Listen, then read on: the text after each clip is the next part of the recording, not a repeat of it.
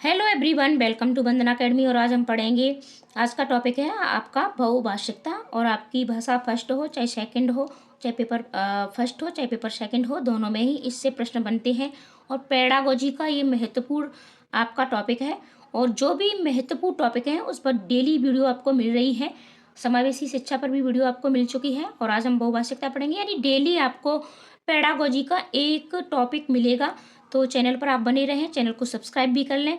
और चलो शुरुआत करते हैं। और छोटी ही वीडियो बनाऊंगी मैं, ज़्यादा बड़ी नहीं बनाऊंगी, क्योंकि यहाँ सिर्फ और सिर्फ हम रिवीजन कर रहे हैं। ठीक है, सारी चीज़ों का। और डिटेल में आप इन चीज़ों को पढ़ ही चुके हैं। यहाँ हम वही चीज़ पढ़ेंगे जहाँ से आपके पेपर में प्रश्न बनते हैं। ठीक है, वीडियो के लास्ट तक आप अवश्य बने रहें और आपके दिमाग में प्रश्न छप जाएंगे। जो भी प्रश्न आएगा आप 100% इस टॉपिक से उन प्रश्नों को अवश्य कर पाओगी। तो चलो शुरुआत करते हैं। तो सबसे पहले थोड़ा सा हम इसकी मैंने परिभाषा लिख ली है कि बहुभाषिकता है क्या आपकी। तो बहुभाषिकता एक से अधिक भाषाओं को बोलने, समझने, पढ़ने और लिखने की क्षमता है। बहुभाषिकता भारतीय अस्मिता का अभिन्न अंग है।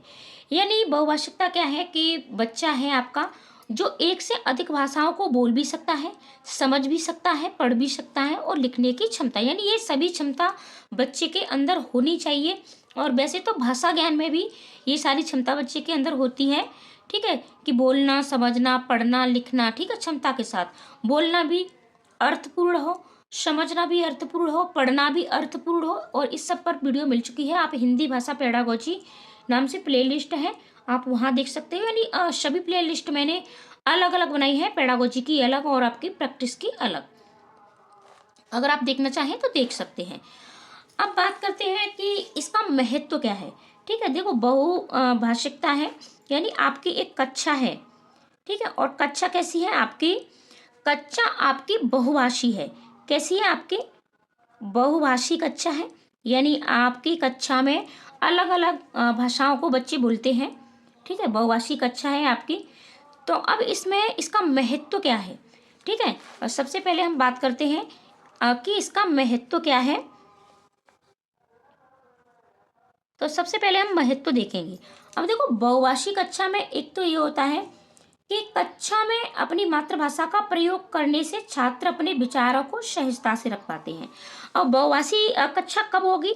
बहुभाषी कक्षा तब होगी जब बच्चे अपनी मातृभाषा का प्रयोग करेंगे। जैसे मान के चलिए कि अलग अलग परिवेश से आपके कक्षा में बच्चे आते हैं। ठीक है, अलग अलग परिवेश से आते हैं और प्रत्येक परिवेश में अलग अलग भाषाएं होती हैं। तो अब वो बच्चे आकर के कक्षा में क्या करेंगे? अपनी अपनी मातृभाषा का प्रयोग करेंगे। अब मातृभाषा का प्रयोग करेंगे तभी तो आपकी कक्षा बहुभाषी होगी। ठीक है, अगर मानक भाषा का प्रयोग करेंगे, जो कक्षा में बोली जाती है वही भाषा का प्रयोग करेंगे, तब तो आपकी जो कक्षा है वो बहुभाषी नहीं होगी। यानी सभी बच्चे हैं, ठीक है, आपके सभी बच्चे क्या करेंगे कि अलग अलग भाषाओं का प्रयोग नहीं करेंगे। मतलब अपनी अपनी मातृभाषा का प्रयोग करेंगे और अपनी अपनी मातृभाषा का प्रयोग करेंगे। जैसे आपके बालक हैं, ठीक है, और कक्षा में बालक हैं, तो ये सभी क्या कर रहे हैं? अपनी अपनी मातृभाषा का प्रयोग कर रहे हैं। तो अब मान के चलिए किसी एक बच्चे की मातृभाषा आपकी हिंदी है और आपके दूसरे बच्चे की मराठी है। ठीक है, तीसरे बच्चे की आपकी उर्दू है। ठीक है, किसी की बांग्ला है। इस तरीके से यानी बच्चे अपनी अपनी मातृभाषा का प्रयोग करेंगे। तो अब क्या है कि बहुभाषी कक्षा में बच्चे अपने विचारों को सहजता से रख पाएंगे, क्योंकि मातृभाषा बच्चों को सिखानी नहीं पड़ती है। जब भी बच्चे कक्षा में आते हैं, आपके स्कूल में आते हैं, विद्यालय में आते हैं, तो वो अपनी मातृभाषा से पूर्ण लैस आते हैं। ठीक है, क्योंकि ये मातृभाषा है, ये इन्होंने अपने परिवेश से सीखी है। ठीक है, और भाषा का अर्जन किया है। ठीक है, भाषा का अर्जन किया है, परिवेश से सीखी है। तो आप समझ पा रहे होंगे कि बहुभाषी कक्षा क्या है। बहुभाषी कक्षा आपकी यानी बच्चे अपनी मातृभाषा का प्रयोग करते हैं, अलग अलग भाषाओं का प्रयोग करते हैं, बहुत सी भाषाएं बोलते हैं और उन बहुत सी भाषाओं में मातृभाषा होती है। ठीक है, क्या कौन सी भाषाएं होती है? मातृभाषा होती है।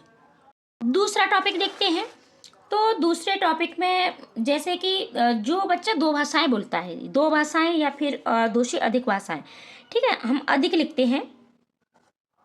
कभी कभी क्या होता है, दो भाषाएं हो जाती हैं, लेकिन अधिक भी हम लिख सकते हैं और दो भी लिख सकते हैं। दो भाषी यानी जो बच्चे दो भाषा बोलते हैं वो अन्य बच्चों से की पर यानी अच्छा नियंत्रण रख पाते हैं। वो यानी जो बच्चे जैसे दो भाषा बोलते हैं तो अन्य भाषाओं पर भी यानी अन्य भाषाओं पर भी इन बच्चों का नियंत्रण अच्छा होता है। यानी मातृभाषा के साथ साथ उन्होंने स्कूल की जो भी भाषा है वो सीखी है, या फिर जो भी स्कूल में या अपने मतलब सहपाठी से सीखी है, तो वो अन्य भाषाओं पर भी अच्छा नियंत्रण रख पाते हैं। सृजनात्मक होते हैं। ठीक है, सृजनात्मकता को बहुभाषिकता क्या है, सृजनात्मकता को बढ़ावा देती है, रचनात्मकता भी जिसे कहते हैं। अब बात करते हैं वैचारिक क्षमता। ठीक है, जो भी वैचारिक क्षमता होती है यानी विचारों की क्षमता होती है, तो ये वैचारिक क्षमता भी इन बच्चों में अन्य बच्चों की तुलना में अधिक होती है।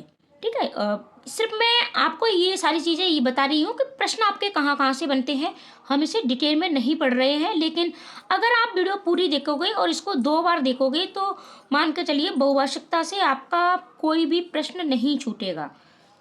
ठीक है, तो यानी वैचारिक क्षमता की भी इनकी ज़्यादा कुशल होती हैं और अन्य बच्चों की तुलना में ये समाज में ज़्यादा अच्छा कर पाते हैं। ठीक है, क्योंकि हमारे समाज में यानी भारतीय समाज में बहुत सी बोलियां मिलती हैं और ये जो बच्चे हैं जो बहुभाषी होते हैं यानी एक भाषा के साथ दूसरी भाषा का भी प्रयोग करते हैं, तो ये समाज की में जो मतलब परिस्थितियाँ होती हैं उनके साथ अच्छा अनुकूलन कर पाते हैं। ठीक है, ये कुशल होते हैं समाज के साथ संबंध बनाने में। तो ये तो महत्व की बात हो गई। अब कुछ कठिनाइयाँ भी होती हैं बहुभाषिकता की, तो उनको भी हम देखेंगे। तो अब बात कठिनाइयों की करें। ठीक है, कठिनाइयाँ तो अब बहुभाषिकता है तो ऐसा नहीं है कि बच्चे अलग अलग भाषा बोलने वाले हैं सभी बच्चे, तो अब आपकी मतलब कोई कठिनाइयाँ नहीं हो, कठिनाइयाँ भी होती हैं जैसे कि रुचि का अभाव।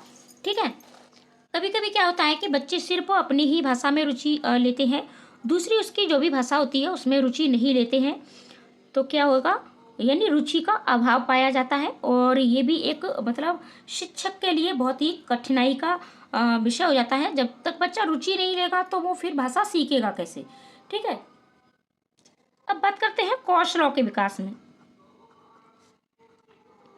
यानी कौशलों के विकास करने में भी ये कठिनाई आती है। जैसे आपके 4 कौशल होते हैं, सुनना, बोलना, लिखना, पढ़ना, ये सारे कौशल होते हैं। और भाषा कौशल, भाषा अर्जन, भाषा अधिगम, इन सब पर भाषा पेडागोजी में आपको वीडियो मिल जाएंगी, तो आप 1 बाय 1 सारी वीडियो अवश्य देखें तो चीज़ें अच्छी से समझ में आती हैं। ठीक है,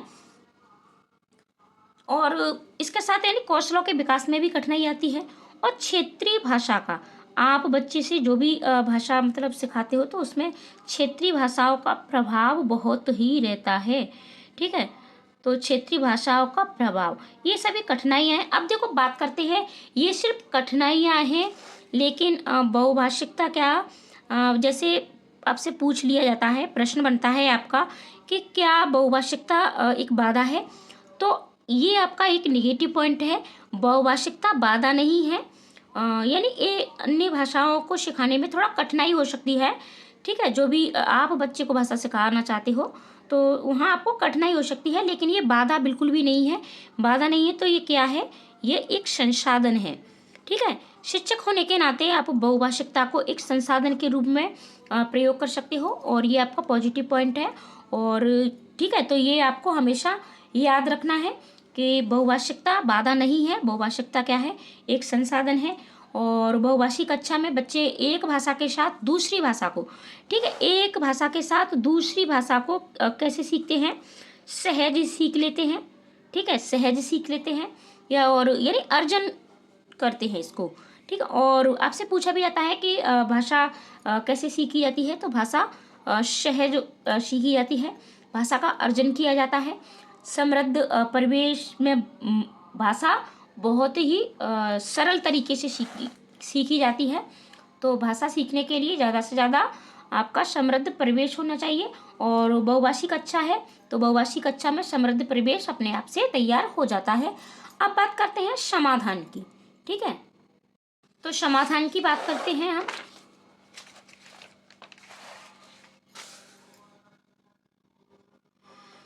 कि इसमें आप यानी जो भी कुछ कठिनाइयाँ हैं, बहुभाषिकता में बच्चों में रुचि का अभाव पाया जाता है, ये सारी चीज़ें हैं।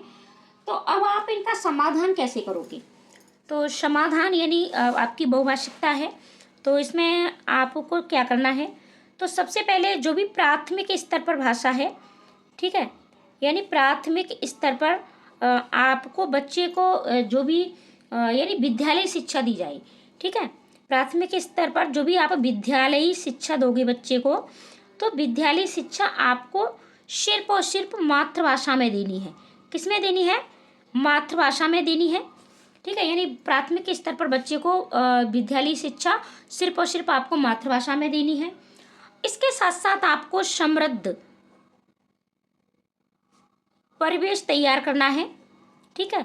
यानी आप वो बच्चे को जो भी भाषा सिखाना चाहते हो तो उसका एक समृद्ध परिवेश तैयार कीजिएगा, ठीक है। परिवेश का निर्माण करना है यानी तैयार करना है आपको। तो इसमें बच्चे यानी सहज रूप से दूसरी भाषाओं को सीख लेते हैं, यानी अपनी मातृभाषा के साथ साथ जो भी आप भाषा सिखाना चाहते हो तो वो आप उसको सीख सकते हो। आप त्रिभाषा फार्मूला, ठीक है। और ये भी यहाँ से भी आपका पूछा जाता है कि बहुभाषी कक्षा में आप बच्चे को अन्य भाषा किस तरीके से सिखाओगे, तो त्रिभाषा फार्मूला आपको प्रयोग करना है, ठीक है। और ये त्रिभाषा फार्मूला कहाँ दिया गया है आपका? ये NEP 2020 में दिया गया है, ठीक है। त्रिभाषा फार्मूला यानी बच्चे को आपको उसकी मातृभाषा के साथ साथ, ठीक है, मातृभाषा के साथ साथ अन्य 2 भाषाएं भी सिखानी है। अन्य 2 भाषाएं भी आप बच्चे को सिखा सकते हो। इसके साथ साथ आपको बच्चे की जो भी मातृभाषा है, ठीक है, बच्चे की मातृभाषा को आपको सम्मान देना है। ये पॉइंट है, और चाहे आप चाहो तो नेगेटिव पॉजिटिव पॉइंट जो भी बनते हैं वो भी आपके इसी तरीके से बनते हैं। पेडागोजी भी आपकी यही होती है, ठीक है। और देखो पेडागोजी के नंबर आपको मतलब फ्री के ही मिलते हैं, सिर्फ आपको समझने की बात होती है। तो आज ये जो क्लासें आपको डेली यानी इन 20 दिनों में जो भी क्लासें मिलेंगी सिर्फ और सिर्फ आपको समझाने के लिए ही मिलेंगी, ठीक है। यानी आपको किस तरीके से जो चीज़ें अभी आपने पढ़ी है तो उनका रिवीजन किस तरीके से करना है, तो सिर्फ और सिर्फ मैं आपको रिवीजन की ये ट्रिक बता रही हूँ, ठीक है। तो यानी सभी की मातृभाषा का आपको सम्मान करना है, सबके विचारों का भी सम्मान करना है, ठीक है। बच्चों के जो भी अपने विचार हैं रख पाता है तो उसका भी आपको सम्मान करना है, और वह सबके विचारों का भी सम्मान करना है, सबकी भाषा का भी सम्मान करना है, ठीक है। और इसके साथ साथ, ठीक है, और सबकी भाषा का भी करना है और सबके विचारों का भी करना है, सबकी भावनाओं का भी विचार करना है, ठीक है। भावनाओं का भी आपको सम्मान करना है। तो शिक्षक होने के नाते आप ये कर सकते हो। इसके साथ साथ, ठीक है, अब बहुभाषी कक्षा है तो फिर आप बच्चे की भाषा का विकास किस तरीके से करोगे, तो आपको क्या करना है, और ये सिर्फ भाषी कक्षा में ही नहीं हर जगह आपका मतलब ये पॉजिटिव पॉइंट है, और ये मतलब प्रयोग होता है कि आपको बच्चे को ज़्यादा से ज़्यादा, ठीक है, ज़्यादा से ज़्यादा बोलने के अवसर देना है। ज़्यादा से ज़्यादा क्या करना है आपको, यानी बहुत ज़्यादा, ठीक है, ज़्यादा से ज़्यादा आप क्या करिएगा, बच्चे को बोलने के अवसर दीजिएगा, ठीक है। बोलने के अवसर आप प्रदान करोगे, बच्चा जब जितनी ज़्यादा अपनी मातृभाषा में बोलने का अवसर उसको मिलेगा, उसकी भाषा पर पकड़ अवश्य बनेगी। और साथ ही साथ यानी उसकी जो भी घर की भाषा है, उसके पड़ोस की भाषा है, ठीक है, और साथ ही साथ विद्यालयी भाषा, और उसकी जो विद्यालयी भाषा है, तो ये सभी में समरूपता होनी चाहिए, ठीक है, समरूपता होनी चाहिए। ऐसा नहीं है कि बच्चा की घर और पड़ोस की जो भाषा है तो उससे मतलब विद्यालयी जो भाषा है उसको आप बिल्कुल भिन्न ही कर दो, ठीक है। तो भिन्न नहीं होनी चाहिए, समरूपता अवश्य होनी चाहिए प्राथमिक स्तर पर।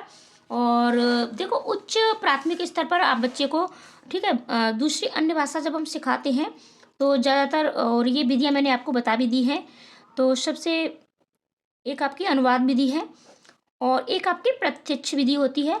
तो अब देखो अनुवाद विधि भी है, आपकी बहुत सारी विधियाँ हैं और सभी शिक्षण विधियाँ भी आपको पढ़ाई जा चुकी है। तो यानी बच्चा देखो इन दोनों में से किस से मतलब भाषा सीखेगा, तो प्रत्यक्ष विधि से बच्चा सहज रूप से सीख लेता है, ठीक है, बिना किसी अन्य भाषा की, ठीक है। यानी प्रत्यक्ष विधि में आपको मातृभाषा की ज़रूरत नहीं पड़ती है, अगर आप बच्चे को सिखा सकते हो। प्रत्यक्ष विधि में आपको परिवेश की ज़रूरत होती है, और अनुवाद विधि में जैसे मान के चलिए हम हिंदी भाषी हैं और हम इंग्लिश सीखते हैं, ठीक है, अंग्रेजी सीखते हैं और अंग्रेजी का हम हिंदी में अनुवाद करते हैं। तो इस अनुवाद विधि में क्या होता है कि अनुवाद विधि में हम पढ़ना, ठीक है, और लिखना तो सीख लेते हैं, यानी ये दो कौशलों का विकास तो हो जाता है, लेकिन ठीक है, बोलने का और समझने का ये नहीं हो पाता है, ठीक है। पढ़ना और लिखना हम ये दो चीज़ें सीख लेते हैं, तो इसका विकास हो जाता है, लेकिन प्रत्यक्ष विधि में हमारे चारों कौशलों का विकास हो जाता है। तो ज़्यादातर आपने देखा होगा कि जो भी इंग्लिश मीडियम स्कूल होते हैं तो वहाँ इसी विधि का प्रयोग किया जाता है, यानी प्रत्यक्ष बच्चे को अवसर मिलते हैं ज़्यादा से ज़्यादा भाषा बोलने के, ज़्यादा से ज़्यादा भाषा पढ़ने के, ठीक है, और यानी परिवेश में उसमें बिखरी हुई मिलती है। तो ये बहुभाषिकता थी। तो बहुभाषिकता आपकी एक संसाधन है, ठीक है, ये आपको याद रखना है, ये बाधा नहीं है। आपको बच्चे को ज़्यादा से ज़्यादा बहुभाषिकता है तो क्या करना है, ज़्यादा से ज़्यादा आपको बच्चे को मातृभाषा में बोलने के अवसर देना है, उसके घर पड़ोस की जो भी भाषा है, ठीक है, और विद्यालय भाषा में समरूपता होनी चाहिए, त्रिभाषा सूत्र फार्मूला आप अपना सकते हो। तो ये सारी चीज़ें हैं। मिलते हैं अगली वीडियो में। ऐसी ही वीडियो आपको डेली मिलती रहेंगी, तो चैनल को सब्सक्राइब भी अवश्य कर लें, और साथ ही साथ लाइक कमेंट करना बिल्कुल न भूलें। आप बिल्कुल भी वीडियो को लाइक नहीं करते हो, आपके एक लाइक से और कमेंट से हम मोटिवेट होते हैं कि आपकी इस तैयारी में, यानी आपकी मेहनत में हम छोटी सी अपनी ओर से कोशिश कर सकें। तो इतना तो आप हमारे लिए कर ही सकते हो, और चैनल पर बिल्कुल फ्री में तैयारी कराई जाती है। हम दिल से चाहते हैं कि आपका सीटेट क्लियर हो और आप एक शिक्षक बने। तो मिलते हैं अगली वीडियो में। ऐसे ही वीडियो को शेयर अवश्य कर देना, चैनल को सब्सक्राइब भी अवश्य कर लेना।